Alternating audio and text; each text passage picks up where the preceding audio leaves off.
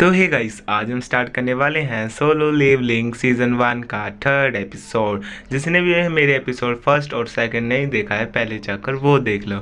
और इन दोनों एपिसोड की मैंने प्लेलिस्ट भी यूट्यूब पर अपने चैनल पर बना रखी है, वहाँ पर जाकर भी विजिट कर सकते हो। जो भी मेरे चैनल पर नए हो, चैनल को सब्सक्राइब, लाइक और कर दो प्यारा सा कमेंट। करते हैं वीडियो को बिना किसी देरी के स्टार्ट। ऐसे स्टैचू दिखाए जाते हैं जो कि डबल डंजन के अंदर के सैनिक होते हैं, जो कि जिन्वू को अपने सामने घेर कर खड़े होते हैं। और उसमें से एक जिन्वू में अटैक करने के लिए अपनी तलवार उसके मुंह पर रख देता है। तभी सीन शिफ्ट होता है, हमें दिखाया जाता है कि जिन्वू हॉस्पिटल में होता है और अपने एक हाथ बंद कर देखता है कि उसकी एक लात आ चुकी है वहाँ पे जो कट रखी होती है। फिर वो देखता है ये क्या हुआ, फिर वो देखता है कि अपने उसके चेस्ट के जो जितने भी कट्स थे वो सारे हट चुके हैं। फिर उसे एक आवाज़ आती है, फिर वो सोचता है कि कौन है दरवाजे। फिर हमें दिखाया जाता है वहाँ पर एक ऑफिसर आया होता है जिसके बाल थोड़े अच्छे और सुंदर से, उसके साथ एक बैंगनी रंग का बाल रंग का बंदा आया होता है जो कि उसके साथ का टीम वर्क। फिर उसे बताता है हम हंटर एसोसिएशन से आए हैं तुम्हारा चेकअप करने के लिए कि तुम डबल डंजन से बचे कैसे। वहाँ पर बहुत सारे हंटर्स गए थे, उसमें से तुम कैसे बचे, उसमें से आधे हंटर्स भी मर चुके हैं। फिर वो बताते हैं कि हम ये हैं। फिर उसके बारे में उस थोड़ी सी जान पड़ताल करके जिन्वू को उसके बारे में पूछने लग जाते हैं। फिर वो बताते हैं जो डबल डंजन में उनका एक कैप्टन बना होता है, उसका हाथ बहुत बुरी तरीके से कट जाता है और अपने अगले जीवन के लिए वो इस सदमे से नहीं निकल रहा होता है, जिसको देखकर सारे इस बारे में सोच रहे होते हैं। फिर जिन्वू सोचता है क्या वो भी बच गए, उनका भी हाथ नहीं है। फिर वो उसे बताते हैं कि तुम जिन्वू हमें कहाँ से मिले। फिर हमें दिखाया जाता है कि जो जिन्वू होता है उसको रेड टाइगर गिल्ड जल्दी से अंदर आकर और जिन्वू को देखती है। फिर उन्हें दिखाया जाता है कि वहाँ पर रेड टाइगर गिल्ड के लीडर और बाकी सब आ जाते हैं। फिर वो जिन्वू को देखते हैं जो कि बहुत ही बुरी हालत में पड़ा होता है और खून से लथपथ होता है। फिर हमें बताया जाता है, ये दिखते हैं कि अपने बारे में तो इंटरव्यू देता है कि डबल डंजन गेट बहुत ज़्यादा कम खुलते हैं और ये अंदर से बहुत ज़्यादा डेंजरस। फिर वो सन जिन्वू को पूछता है तुम्हारी अब हालत कैसी है, अब तुम ठीक हो। फिर उस जिन्वू भी कहता है हाँ मैं ठीक हूँ। फिर ये बोलने लग जाता है कि आजकल ऐसे गेट बहुत ज़्यादा ही खुलने लग गए हैं। फिर जिन्वू सोच रहा होता है कैसे गेट। फिर वो बता रहा होता है कि जिन्वू को कि यार तुम्हें कोई ऐसी शक्ति का एहसास हुआ है जिससे तुम्हें ऐसे लगा कि तुम्हारे अंदर नई शक्ति है। ऐसे सुन के जिन्वू उसकी आंखें बड़ी हो जाती है। फिर उसे ऐसी चीज़ का महसूस होने लग जाता है पर उसे वो चीज़ महसूस नहीं। फिर उसे बताता है ऐसी शक्तियाँ का महसूस होना कि जो शरीर के अंदर की ऊर्जा को ज़्यादा कर देती है और उसमें से अपनी शक्तियाँ बाहर निकल जाती है, उसे कहते हैं रीअवेकनिंग, जिससे उसकी शक्तियाँ डबल हो जाती है, क्या कि उससे भी ज़्यादा। इसको देखकर फिर वो अपना हाथ को देखने लगता है कि ये हाथ तो बहुत ज़्यादा कट चुका, मतलब हट चुका था। फिर उससे कहता है कि इसके ऊपर हाथ रखो, ये पानामीटर है जिससे तुम्हारा पता चलेगा कि तुम्हारे अंदर कोई शक्ति आई है या भी नहीं। फिर जिन्वू सोचता है और उसमें हाथ रखने के लिए तैयार होने के लिए उसे कह देता है। फिर वो ऑफिसर कहता है चलो हाथ रख दो। फिर जिन्वू उसमें हाथ रख देता है। फिर हमें दिखाया जाता है कि जिन्वू उसमें हाथ रखने के बाद उसमें से एक ऑफिसर होता है जो उसे कहता है कि चलो हमने इसका चेकअप तो कर तो लिया, अब देखते हैं इसका कितना स्कोर आता है। फिर हमें बता देता है कि इसका स्कोर 10 आया होता है, जिसको देखकर ये थोड़े से हैरान से हो जाते हैं। फिर ये सोचकर जिन्वू को कहते हैं कि सॉरी हमें से गलती हो गई, हम चलते हैं। फिर चलते चलते सोच रहे होते हैं जो कि ई रैंक के हंटर होते हैं उनों का भी पारा 70 होता है, पर इसका तो पारा एक नॉर्मल इंसान जैसा। फिर ये हंटर कैसे बना दिखाई जाती है जिसमें लिखा है you have acquired calculation play with you except. फिर उसमें उसने दिखाया जाता है कि तुम्हारे पास 3 सेकंड है, तुम्हारा हार्ट बंद कर देंगे। फिर ही सीन शिफ्ट होता है, हमें दिखाया जाता है कि जिन्वू के रूम पर उसकी सिस्टर अजिया आ जाती है और उस पर चिल्लाने लग जाती है तुम ऐसे डंजन पर जाते ही क्यों, तुम्हारा दिमाग खराब हो रखा है, तुम मरने वाली हालत में हो जाते हो। फिर ऐसे ही सोच के वो जिन्वू उससे पूछता है, उसकी जिया उससे पूछती है अब तुम ठीक हो और मैं जा रही हूँ, तुम बताना तुम ठीक हो। फिर उसमें से जिन्वू पूछता है क्या तुम्हें ये स्क्रीन दिख रही है। फिर जिया कहती कौन सी स्क्रीन, कैसी स्क्रीन। ऐसे जिन्वू इसका के उससे पूछने लग जाता है कि क्या तुम्हें पता है कि यहाँ पर हम जो भी हमारे पास गेम खेलती हो उसमें नोटिफिकेशन कहाँ से गई थी। फिर जिया कहती है हाँ मुझे पता है, बस जाकर मैसेज बुक खोलो और वहाँ से जाकर हम जितने मैसेज आए हैं वहाँ से जाकर मैसेज बुक पिकअप कर लो। फिर ये सोचकर फिर वो मैसेज बुक खोलता है। फिर उधर एक नोटिफिकेशन आते हैं जिसमें आता है ट्रेनिंग। फिर वो सोचने लगता है कैसी ट्रेनिंग।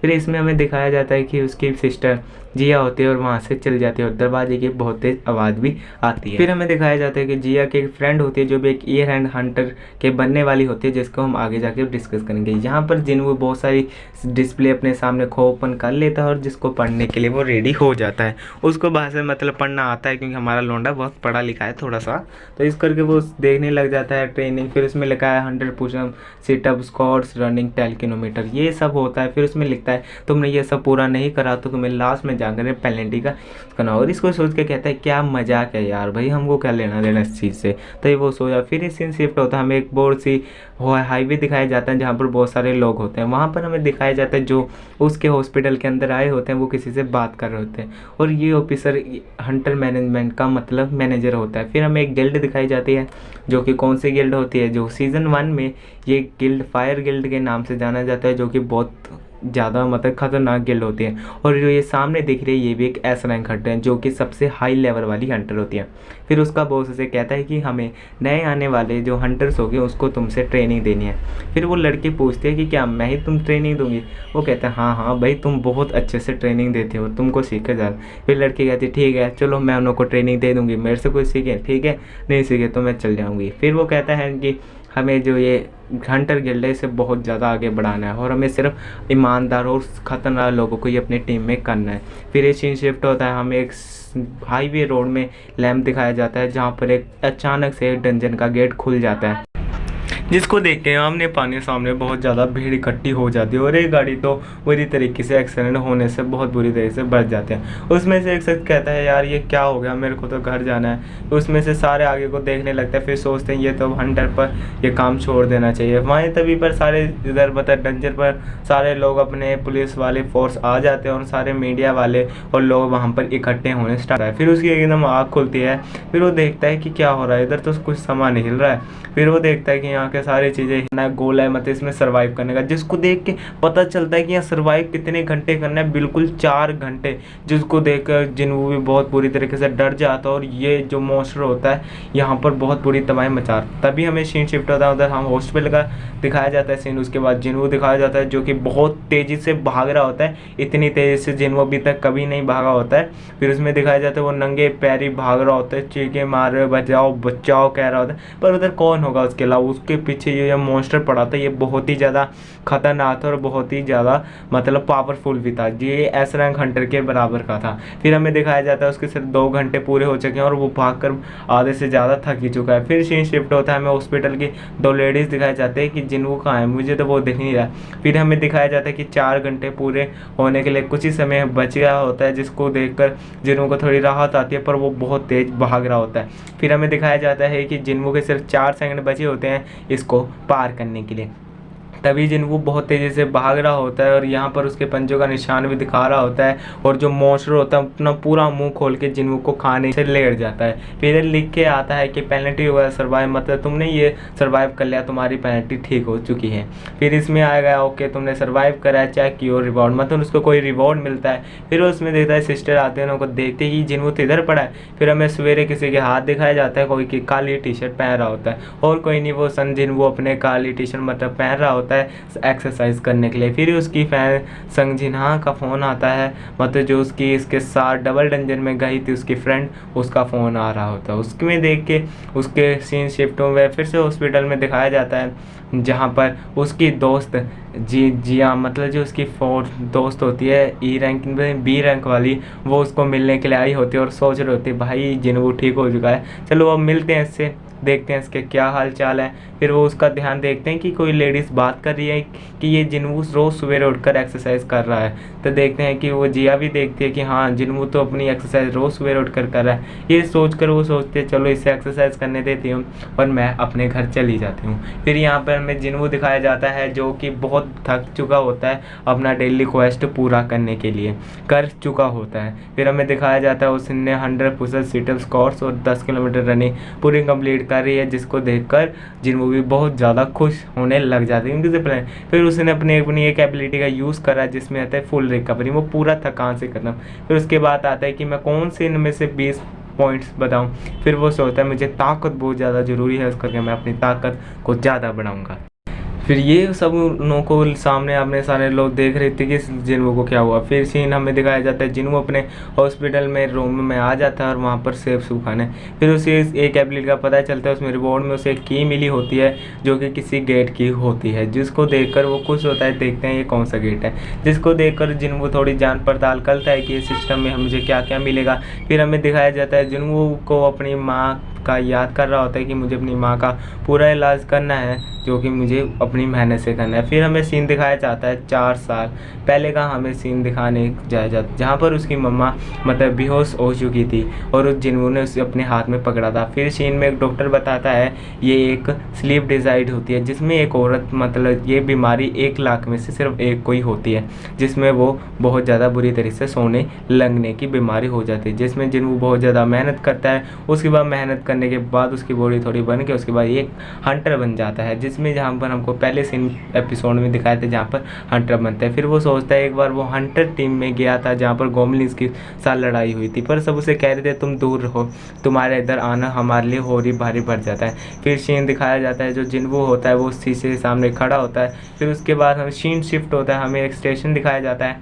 जहाँ पर मेट्रो स्टेशन होता है, जिसको देखकर जिन्वो थोड़ा सा मतलब बहुत ज़्यादा हौसले में होता है, क्योंकि वो फाइट के लिए जा रहा होता है। वो फाइट तब जा रहा होता है क्योंकि उसके पास एक चाबी होती है डंजन की। तभी हमें दिखाया जाता है जिन्वो अपनी चाबी बाहर निकालता है, तभी वहाँ पर एक स्क्रीन सी आ जाती है। फिर जिन्वो अपनी खतरनाक सी चाबी उसके अंदर डालता है, तभी वहाँ पर एक शील्ड सी आ जाती है जो कि डंजन होता है, सिर्फ उसी के लिए डंजन होता है जिन्वो के लिए। फिर हमें दिखाया जाता है जिन्वो अंदर जाने के लिए तैयार हो जाता है और अंदर चला जाता है। फिर उसके बताया जाता है तुमको इधर आके ड्रैगन को मारना पड़ेगा जो कि इसका किंग है, तभी तुम बाहर जा सकोगे।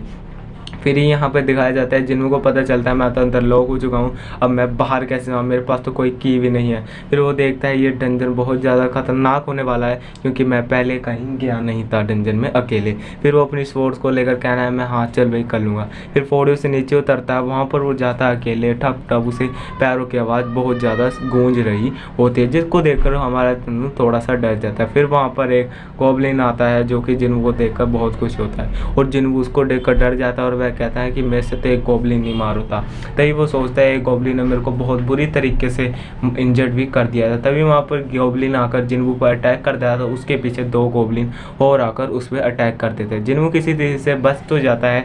फिर जिन्वो सोचता है मैं आपसे काफ़ी ज़्यादा हल्का हो चुका हूँ। फिर हमें दिखाया जाता है जिन्वो ने उससे बहुत बुरी तरीके से लड़ाई करता है। जिन्वो सोचता है मेरे से तो एक गॉब्लिन नहीं मारा जाता, मैं इधर 3 कैसे मारा। उसमें से जिन्वो ने एक गॉब्लिन को बहुत मुश्किल से भी ढेर करके मार दिया, जिसको मैं करके जिन्वो बहुत ज़्यादा थक भी जाता है, जिसको देखकर जिन्वो ने तीनों के तीनों लगे हाथ पेल दिए सारे गॉब्लिन को बहुत बुरे तरीके। तभी वहाँ पर एक रेड रंग का मतलब वॉल्फ आ जाता है जो कि बहुत खतरनाक सा होता है और आकर इतनी फुर्ती से जिन्वो पर अटैक करता है। जिन्वो तभी अपने आप को कोई मतलब बचा लेता है। तभी वहाँ पर जिन्वो सोच रहा है कि ये कौन सा आ गया और उस जिन्वो के स्वॉर्ड को भी उसने चकनाचूर कर देती है अपने मुंह से, क्योंकि उसका मुंह आयरन का होता है। उसके पास एक खतरनाक से 2 दांत भी होते हैं। फिर उसका नाम रेड रंग का से लिख के आ रहा था जिसका स्टील फैनेसी स्टॉल था।